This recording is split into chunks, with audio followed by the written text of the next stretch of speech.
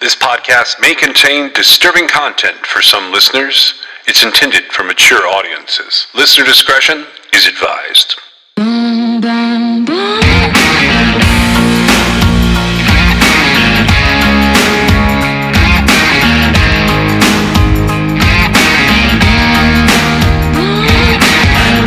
This is True Crime XS.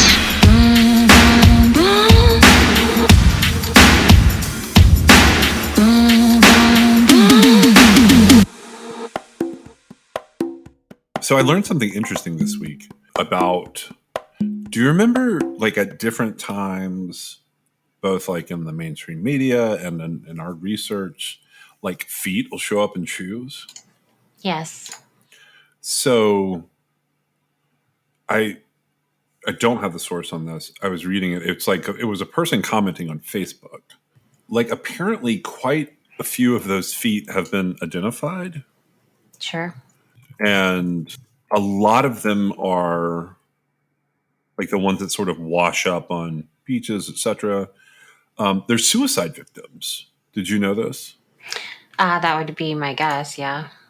And I don't know, like the most recent one that I was this sort of tied to, they identified this woman, Geraldine Smith.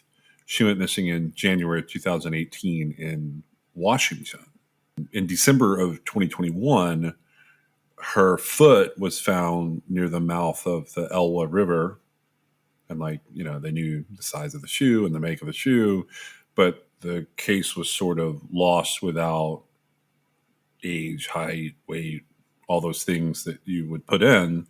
But there was a crowdfund that Clallam County Sheriff's Office did, and they partnered up with Othram Labs, and they compared the DNA from the foot to one of Geraldine's surviving family members.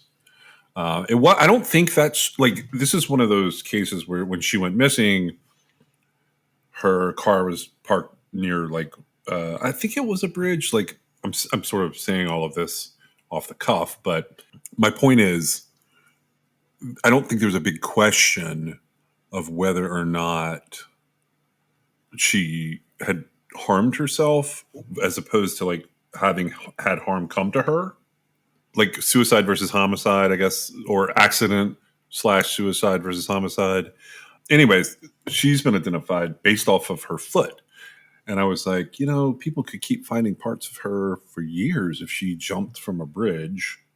But initially they had called it a severed foot, which I guess is accurate.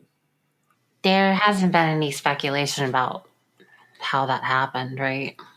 No, if I'm remembering her case correctly, because it popped up as a news item, and I sort of was talking to someone else on Facebook, and they shared it with me. And this person's like a moderator of one of those big groups that has 500,000 people for like investigation discovery. And she was like, "It's so interesting that they described it as severed when the thought was that she had committed suicide."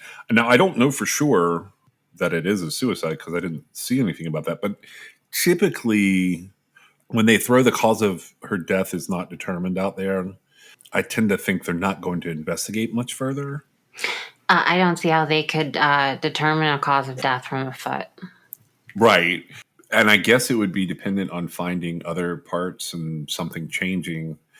But the story was, as far as like when she went missing, that she was potentially a suicide victim. Anyway, so I thought that was interesting. Well, is the foot something that easily detaches? Well, so this is where I was debating like how far to get into this. So first of all, she won't come out anonymous with this. That's one of the things I was confirming this morning.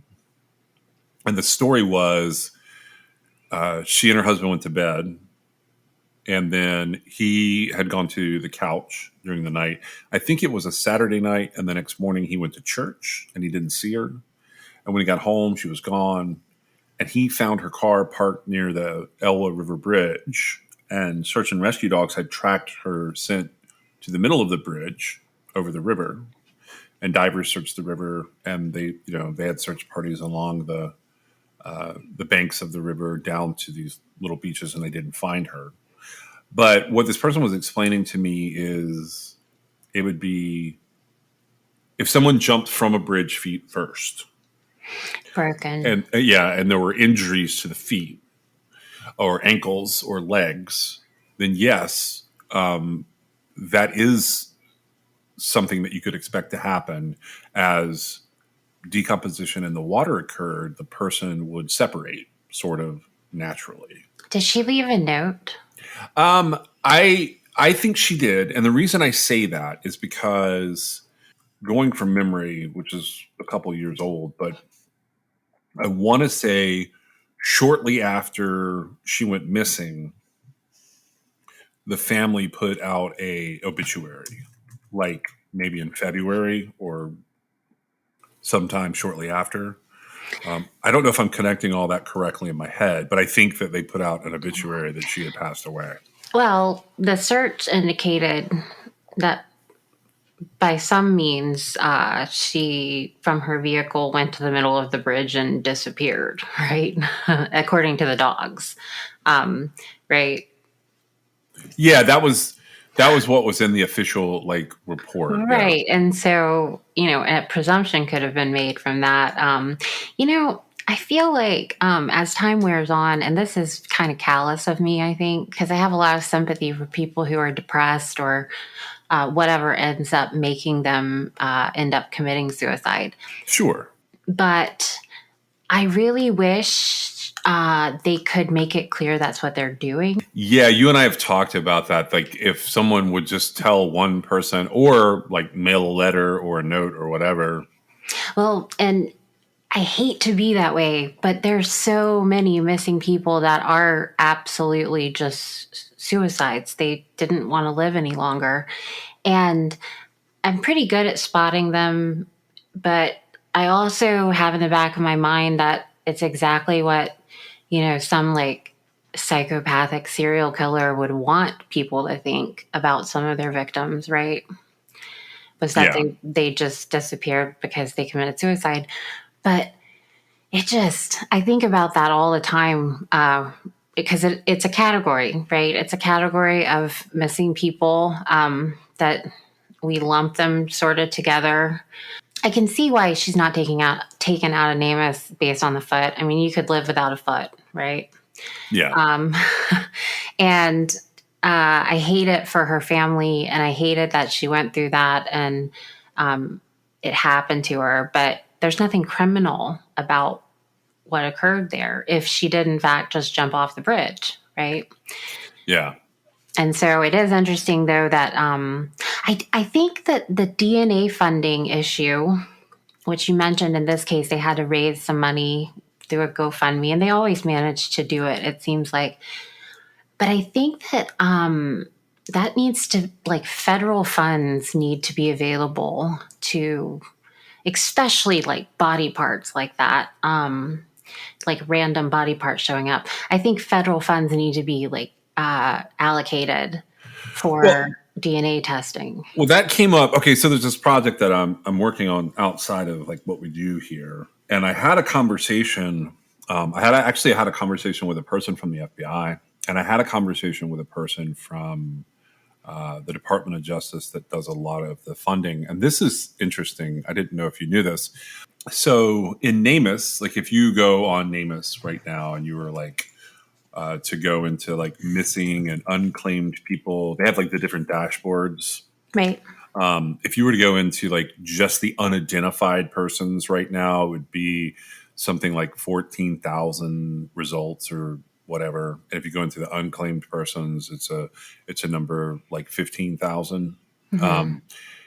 This is what came from that other project that I thought you would find interesting, because you're talking about the federal funding, and that was specifically what I was asking about. And I was largely dealing with children in this thing I'm working on. But I asked the FBI person to compare NCIC entries to NamUs entries for me, mm-hmm. just on those three categories. So, and I don't I'm gonna like guesstimate off the top of my head. I think it's something around 22,000 missing people are in there right now And Namus? in NamUs, and I think the number is something like. I think I just said the other numbers. The unidentified persons is something like 15,000, and I think the unclaimed persons is something like maybe around 15,000 too. But I can tell you the numbers. The missing people, there's 22,763. The unidentified people, 14,378. And the unclaimed people, 15,413. okay, so this is what came up because I've been researching some of these older cases for something I'm doing, and then I go through and I research cases like the one we're going to briefly talk about today at some point. Here were the numbers that they gave me this week. So the open missing persons in NCIC right now is 61,000. Yeah, that seems about right. And so there's a difference there between that 61,000 and the 22,000 and change. It's 40,000, right? Yeah. And Is it a quicker turnover? So I asked for a specific answer and I got a roundabout answer. The gist of it was, in talking to the FBI, they basically said there's a lot of reasons for that number being different. And, it's because certain things only make it into NCIC as missing people, even though they're actually sort of homicide investigations. Certain things make it in where it's runaways, it's trafficking. They're like classified as other things than just missing people. And he said eventually they do make their way like towards NamUs, but there's a percentage of those cases that'll be closed. He said there is a gap there, and he recognized the gap. In terms of unclaimed persons, this shocked me. There are 31,000 unclaimed persons in NCIC. That's about double, right? Yeah, it's double. But this was the number that really stood out to me. And it relates to your comment about federal funds. As of the time that he was speaking to me, there are 46,738. And I wrote this down because like I said, it related to something else I was doing. Sets of unidentified remains. So about 3 times the number. Yeah. And they so I say this to you from the perspective of like, if we think that the 15,000 are difficult to source the funds for, I agree with you. There needs to be some kind of solution related to that funding. And I don't know exactly what that would be, but some kind of interesting budget and some kind of missing persons bureau at a federal level that was able to be funded from maybe some other projects that aren't using as much money anymore. I think that the difficulty lies in how you would distinguish missing persons cases, because some of them legitimately, like, the only reason they go to law enforcement is because there's nobody else to take them. Yeah. And he pointed out to me that there was this chunk, and I want to say it was about 10%. It might have been higher than that, that were sort of immigration related, which you and I have talked about those cases in the past. They do not always make their way into NamUs because there's honestly nobody on the U.S. side to legitimately get a report on those people. Well, the unidentified bodies do. They show up a lot. In fact, they get numbered based on the county. I guess I'm coming from the perspective of there's no one to ask. Well, yeah, missing persons, but also like there's a common ground there. And we're going to get to that in a minute because we're going to talk about something that happened in CODIS. But the common ground there is like some of those missing persons are some of those unidentified remains. Oh, yeah. I would say a lot of them are. I think it becomes partly a funding issue and it becomes partly an issue of manpower. Because, the backlogs that happen, it's interesting. There's these two areas that I think something has to be done about. And the first one is actually sexual assault backlogs, which something is slowly being done about that. That's an area that I think is important. And I think that unidentified remains, interestingly, use the same resources and have the same problem that those kits have. Because there was like horror stories over the last few years where certain jurisdictions would just have thousands and thousands of cases on backlog where they had done these sexual assault recovery kits that weren't being processed. And I think the same is true with the unidentified remains. Right. And it's a resource issue.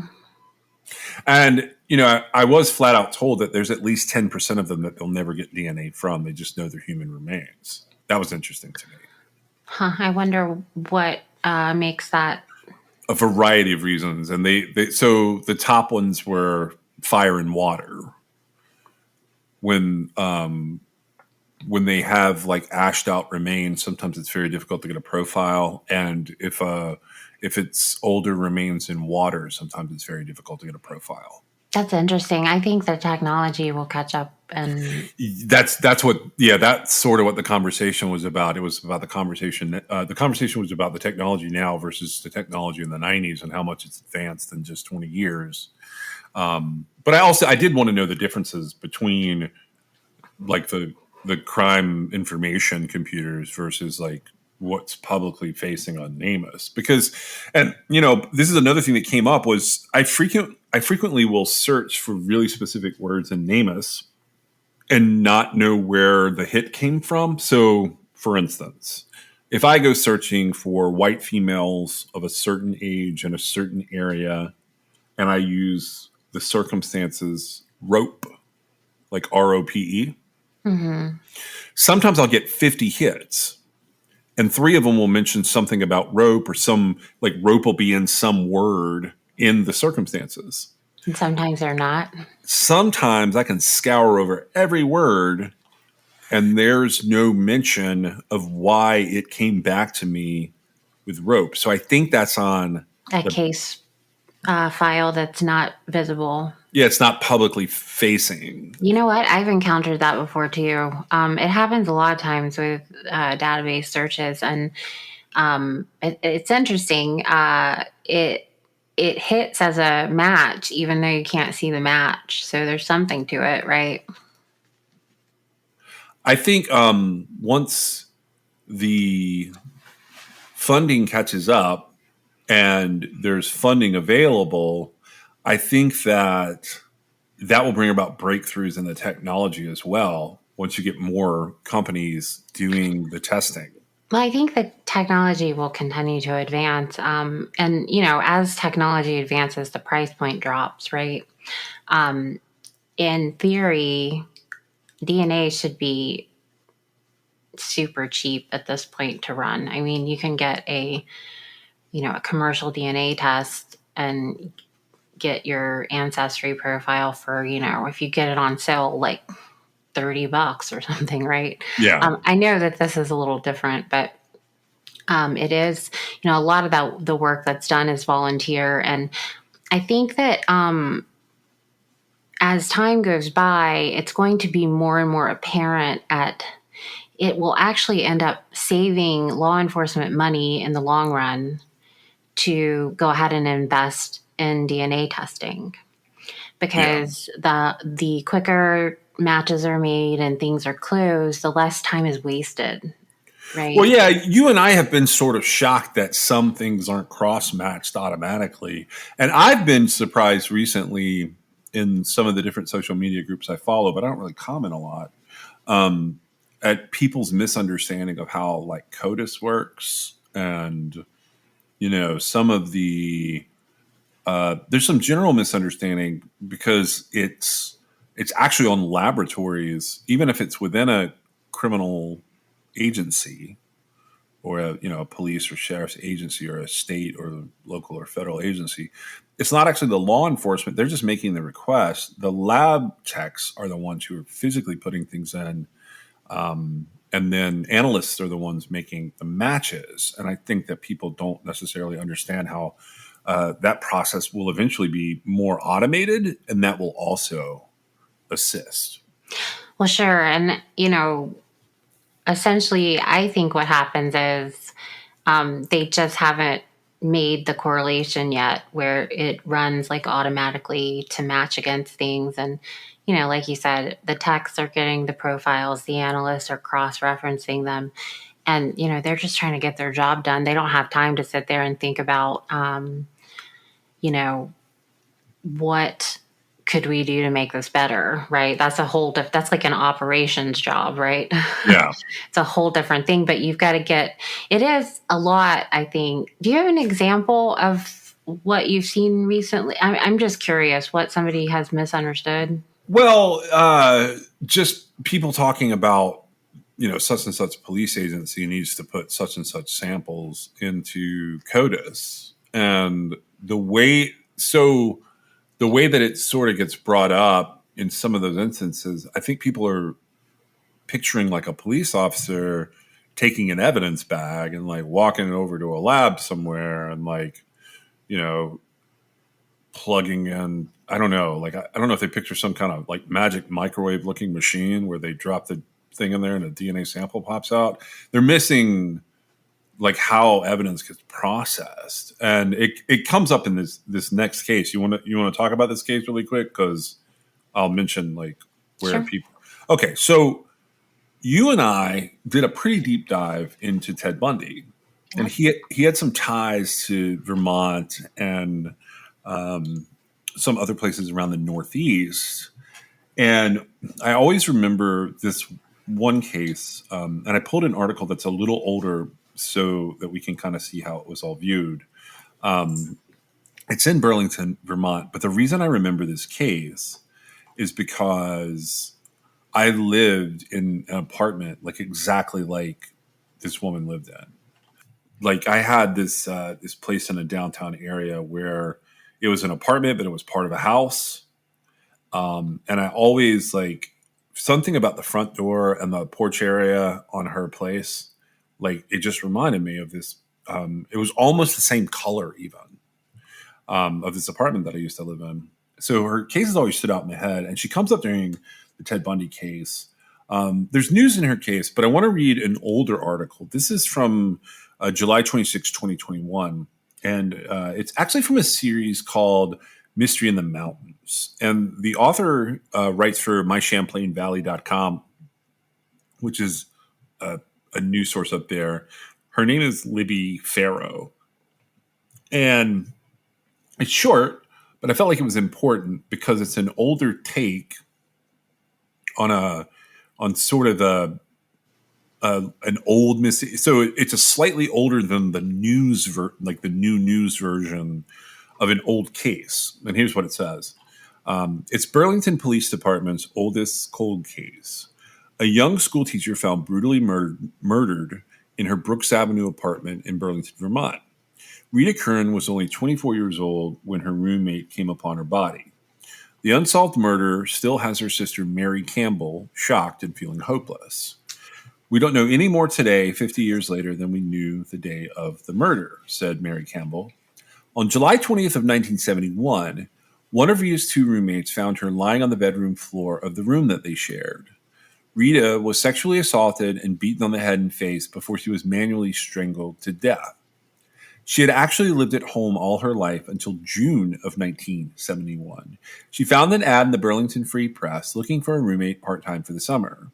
It seemed to be a good fit, so she moved out about 1 month before she was murdered. This is according to Campbell. Detective Tom Chinette with the Burlington Police Department said there was no sign of forced entry, and it appeared as if Rita was getting ready for bed as she was found with curlers in her hair. She had been viciously attacked. She showed signs of blunt force trauma, and it did appear that she fought back against the attacker, Chinette said.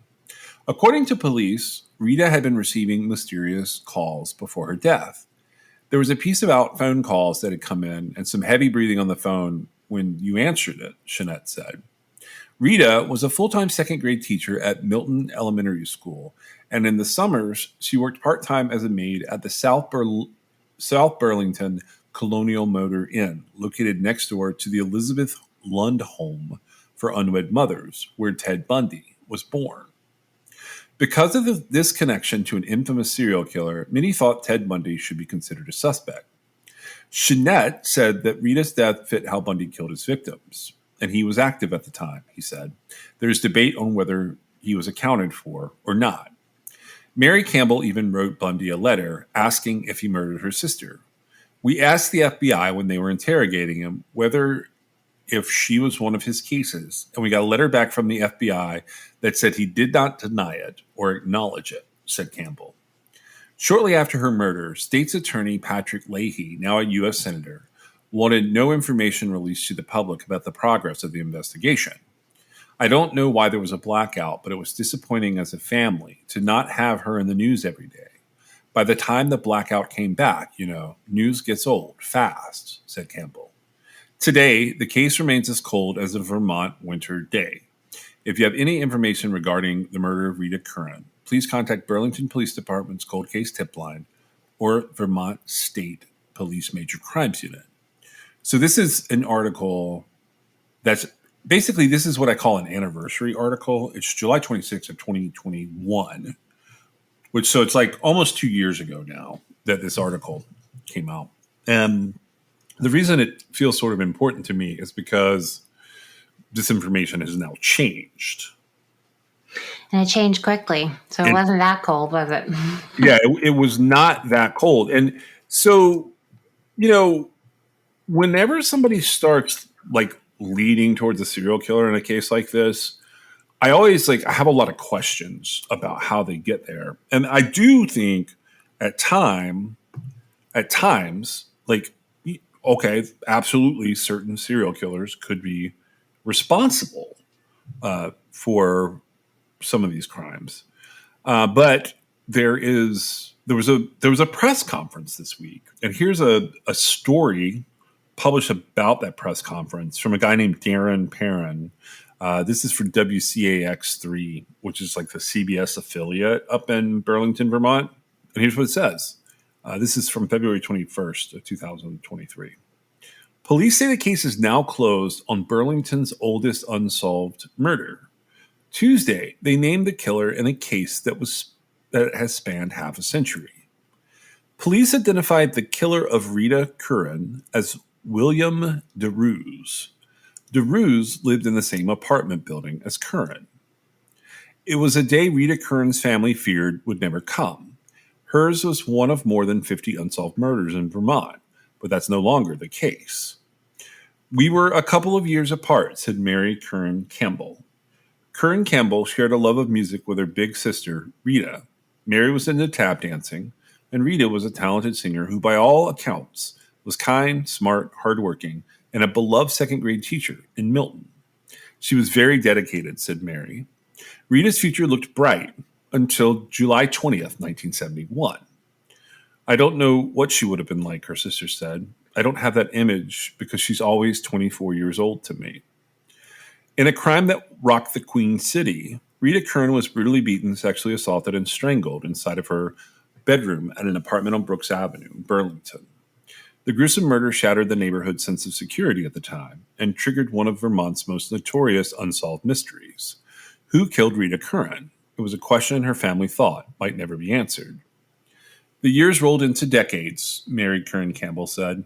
Even though we might not ever give up hope, we really felt at this point the person was probably dead, and we'd never know who did it. But Tuesday, police revealed a major development in the cold case. We are all confident that William DeRuse is responsible for the aggravated murder of Rita Curran, said Burlington Police Lieutenant Detective Jim Trebe at a press conference Tuesday.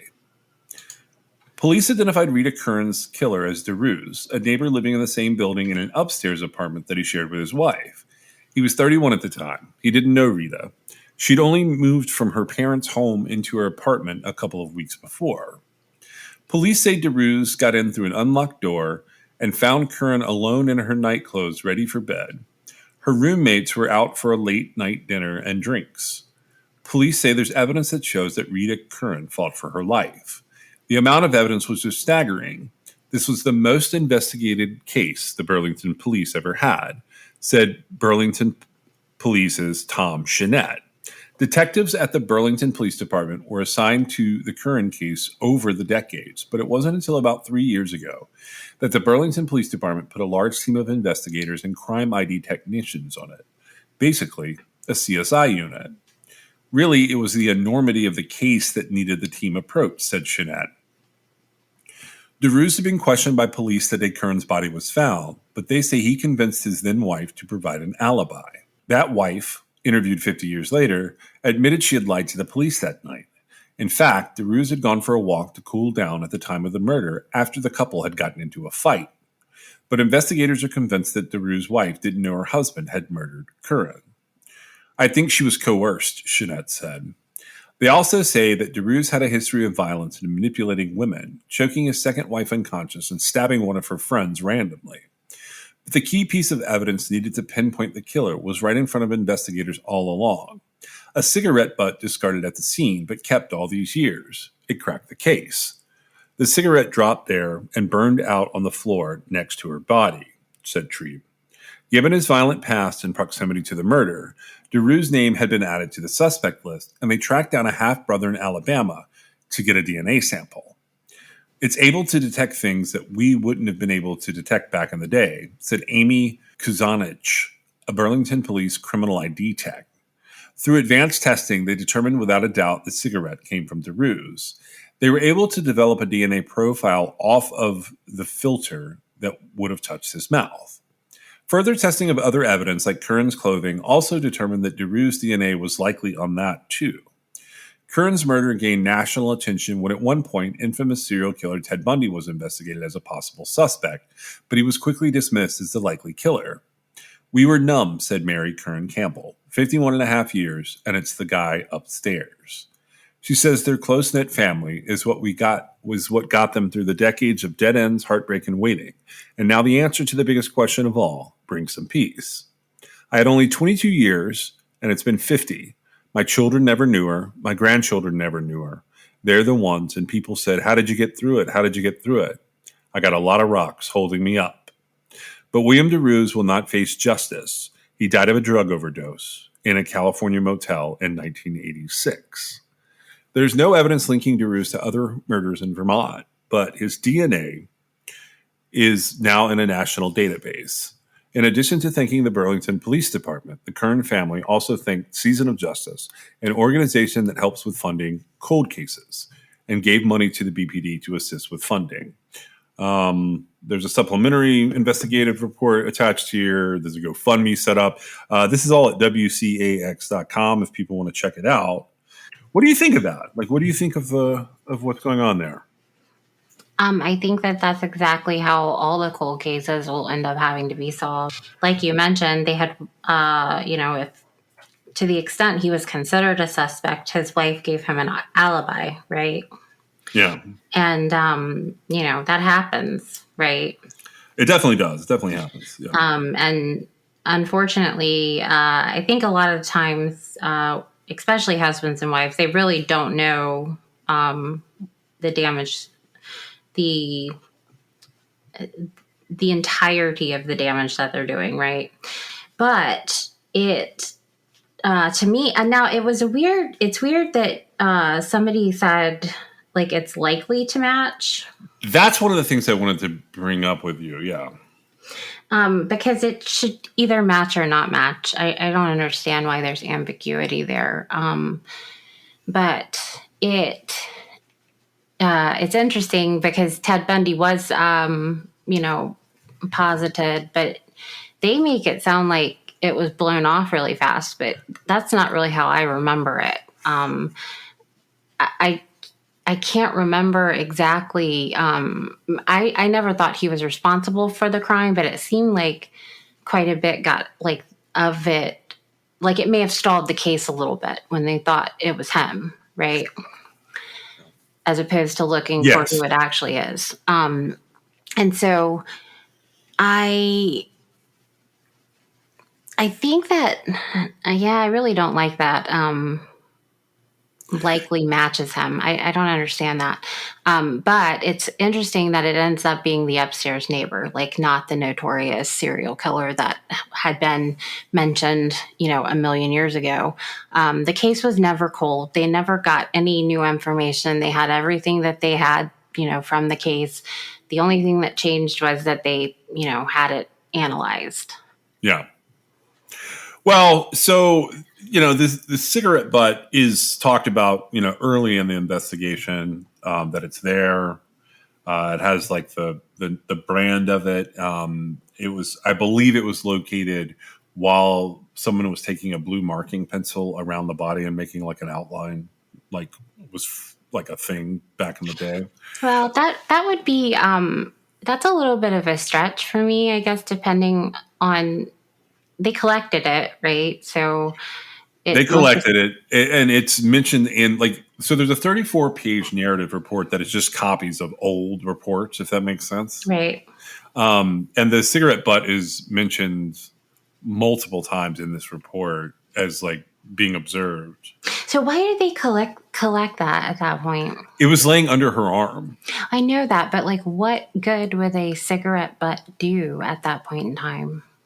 I don't know, except I can tell you this. The people at the scene weren't focused on whether the cigarette butt had any evidence related to it or not. They collected it from the perspective of, if we find someone who smokes this brand. I see. Okay. Yeah. So they weren't looking at it from the perspective of identification, right, like through forensics. Correct. No, that makes sense. Okay, that makes sense. But I guess I was thinking too broadly because, I guess it could be possible. I think you can tell someone's a secretor or not based on their saliva, maybe. There were several things they potentially could have done. I don't know when that would have come about. Yeah, it's sort of. I think that your initial thought on it was like just if they had a good suspect that happened to smoke those same cigarettes, right? Yeah. I think that that's probably one of the reasons they would have collected it. And, it's a good thing they did. I think they should go ahead and, especially since this is where this is going to lie, right? Yeah. It's going to be that he did this. He was never convicted of it and he died a long time ago. But, the case is resolved.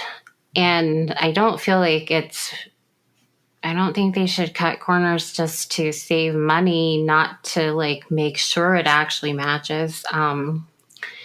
But they did say the cigarette butt matched. They were just saying that other items at the crime scene, maybe they didn't have enough to get a full profile, but what they had matched enough, maybe. That seems sort of right.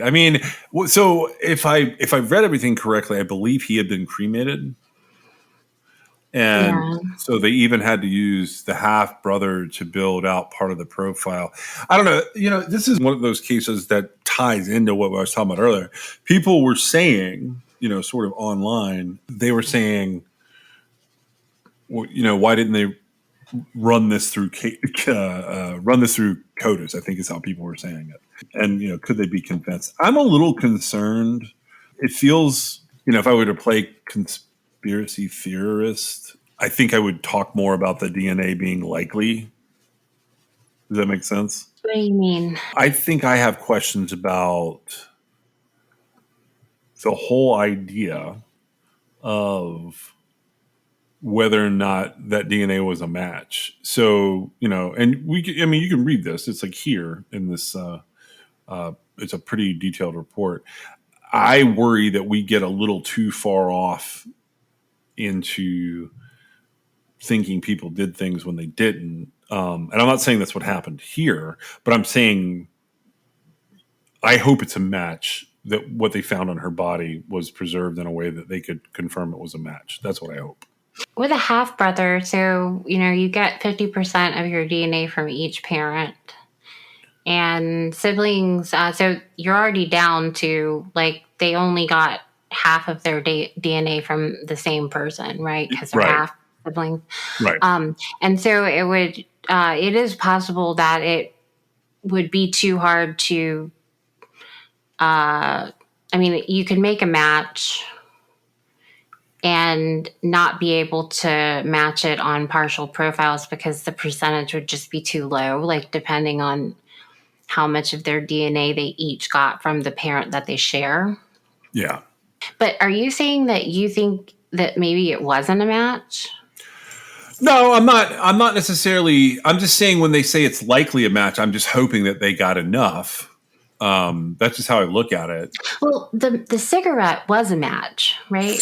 That's correct. I'm talking about the DNA that was on the body.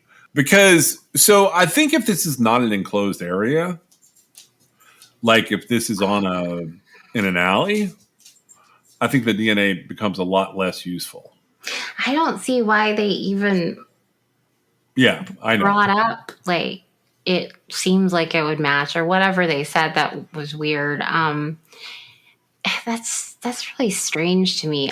It does sound like so for one thing, his wife gave him an alibi when he had actually gone out. So that's that's something, right? Yeah. The family is happy with this. I mean, he seems like a good candidate. Now putting it into CODIS, he wasn't in CODIS. Are they saying to see if it matches any other crimes? Yeah, I think the idea here is to figure out if he's going to be tied to any other sexual assaults or murders or other potential evidence. I mean, if he's leaving cigarettes at this crime scene, I can't imagine he's being any more careful. Right. They would have to just. I wonder. Because they wouldn't put the brother's DNA in CODIS. They would have to put the profile from the cigarette butt that they lifted. I think they would put the evidentiary, and that's one of the things I brought up in this whole CODIS thing. I think it would be the evidentiary DNA would be in there, meaning whatever they have that they have developed profile-wise that was originally considered unidentified. I believe that's what goes in the CODIS, which is also weird, right? Actually, I don't think so. I think that CODIS is its sole purpose is to be a DNA depository, a DNA profile depository, right? Combined, whatever the other words of the acronym are. It's a combined DNA database, right? Right. Yes. And as far as I know, like there is unidentified DNA, but there's also identified DNA in there. Perpetrators who are required to give their DNA samples because of various laws that are in place, their DNA is in CODIS. Okay. Just bear with me for 1 second, then I promise we'll get to the next case that we were doing today. So you don't have William DeRue's DNA. You built a profile off of his brother's DNA. Right. His body is not exhumable. I believe he was cremated. So you've got no body to get an actual DNA profile off of to confirm it's the offender. You have DNA at a crime scene on a cigarette butt and possibly on some of her clothing or a partial DNA profile. How do you put William DeRue's in CODIS? You don't. You put the cigarette butt in, and if it matches anything, you just start looking for links to William DeRue's going backwards. Right. You have to find it in other ways. That's what I was thinking because, and I don't know exactly how they did it, but it seems like they got enough of a match to release this press release, right? And it's the final report of who did it. Yeah. And so you're right. They wouldn't have the perpetrator's profile. All that they would have, which it seems to me like this would have happened already because they did a direct comparison match here, right?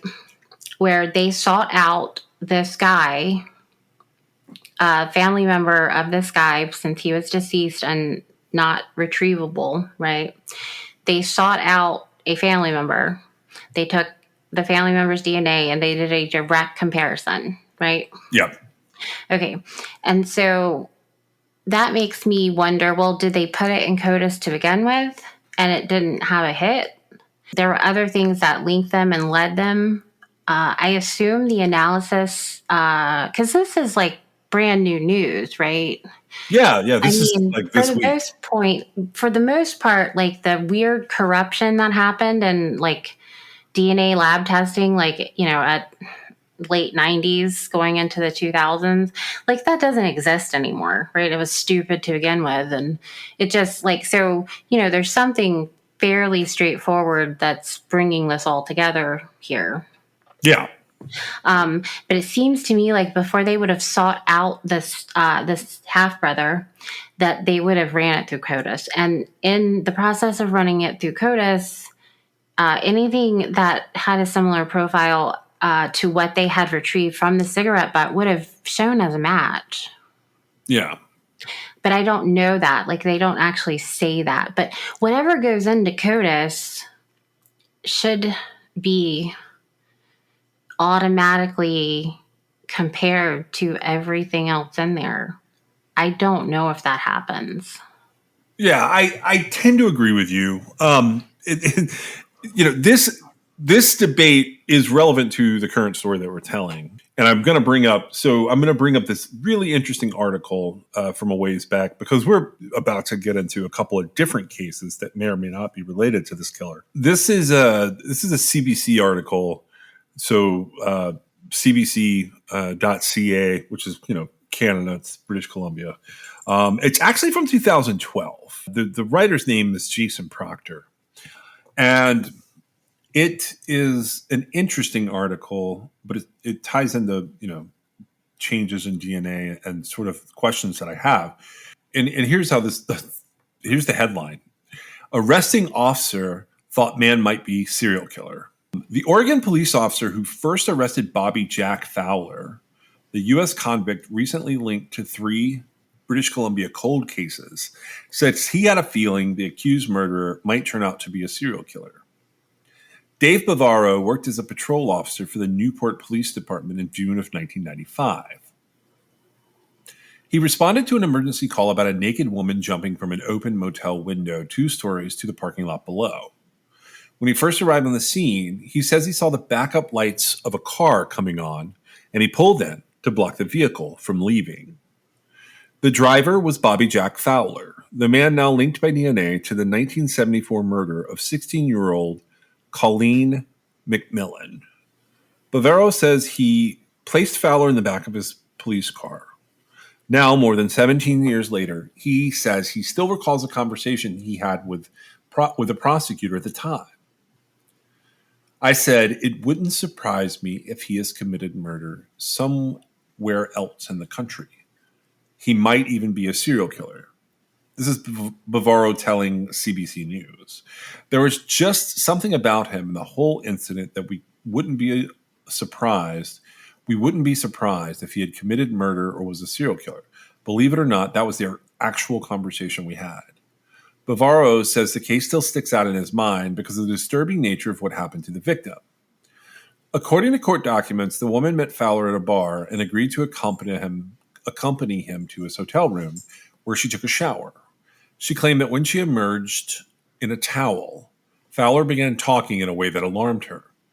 As she sat there, the defendant said he believed that women actually wanted to be raped, says a statement from the case.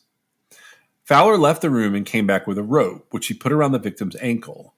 She testified that he punched her 4 times in the face and then began speaking in a very low, very slow, and very deep voice.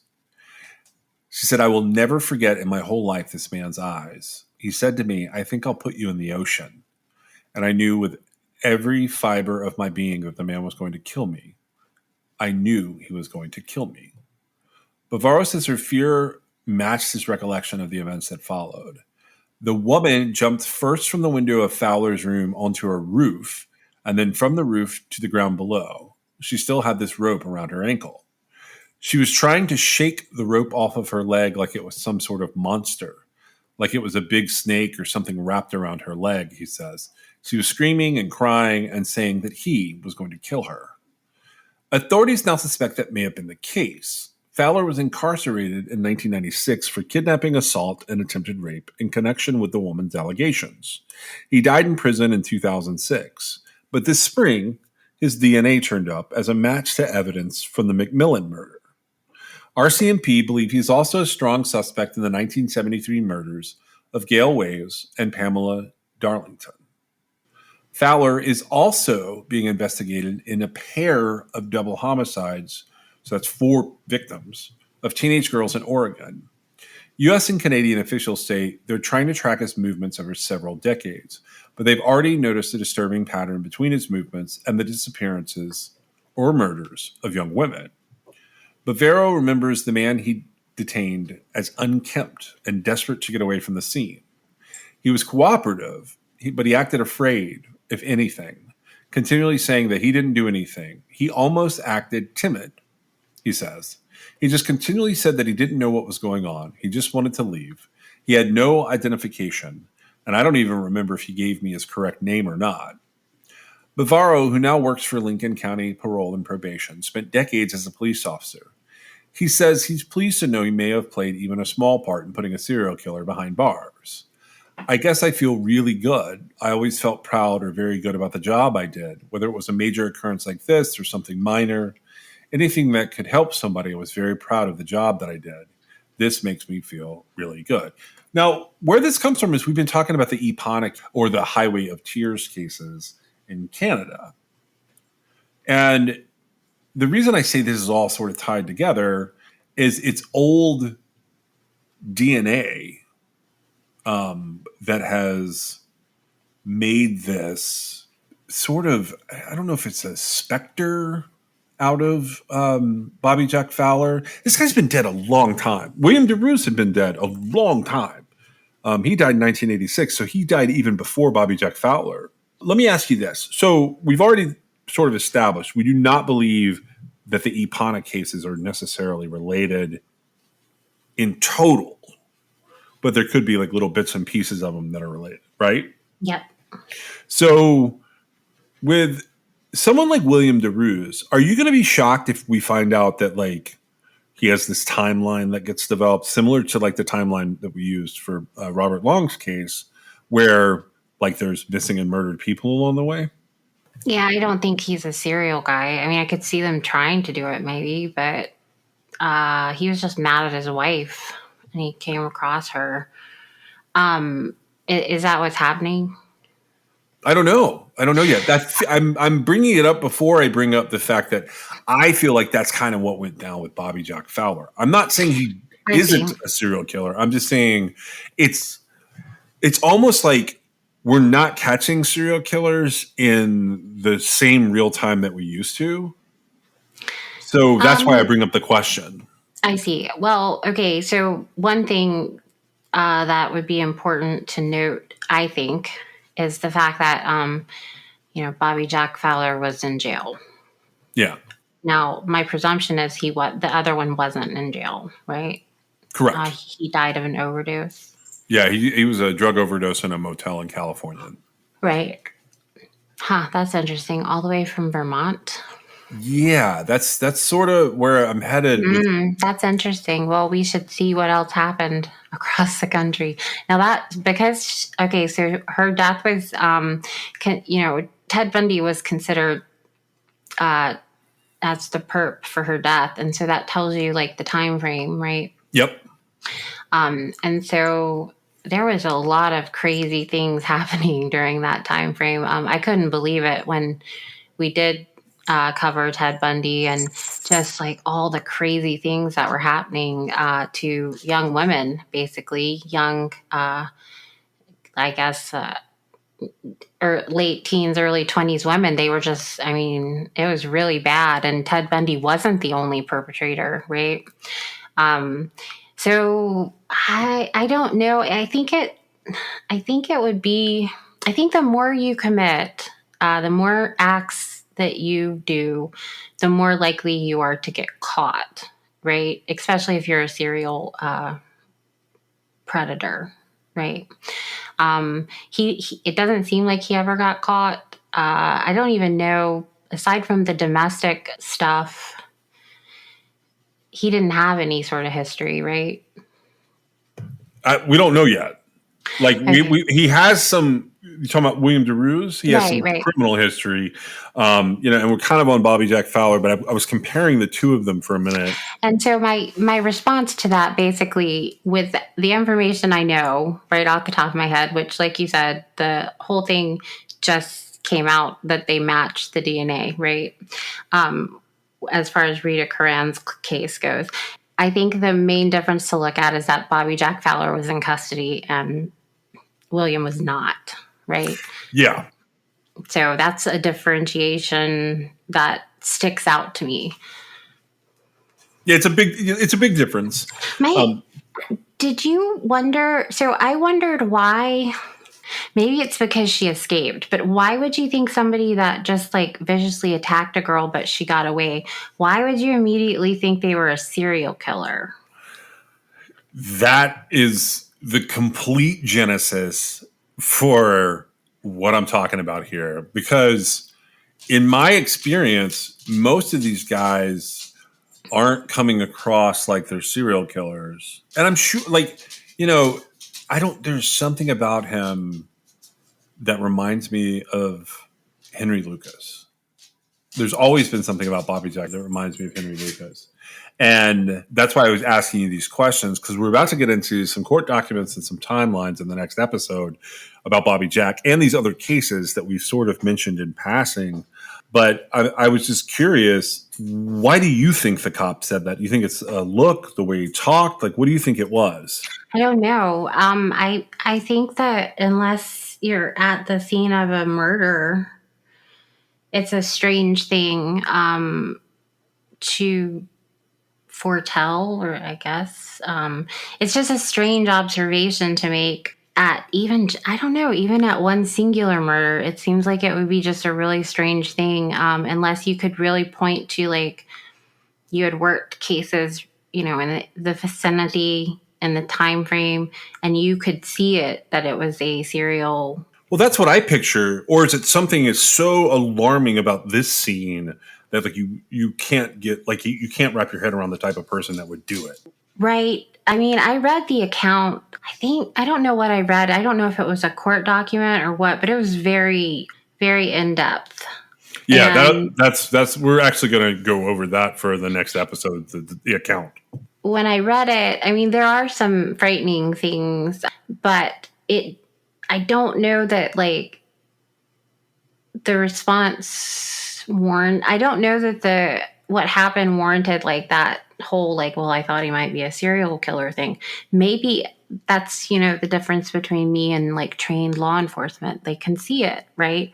I kind of doubt it, but I mean, it's possible. I would say that at the very least, you would need to at least have a killer, right? Yeah, For you to presume that the person is a serial killer. that's exactly what I was. That is exactly what I was thinking. And I think that now, granted, they've only connected him with one of the Apana cases with DNA, right? Yeah, And they've drawn some lines to kind of link him to other ones, but there's no DNA evidence there. So,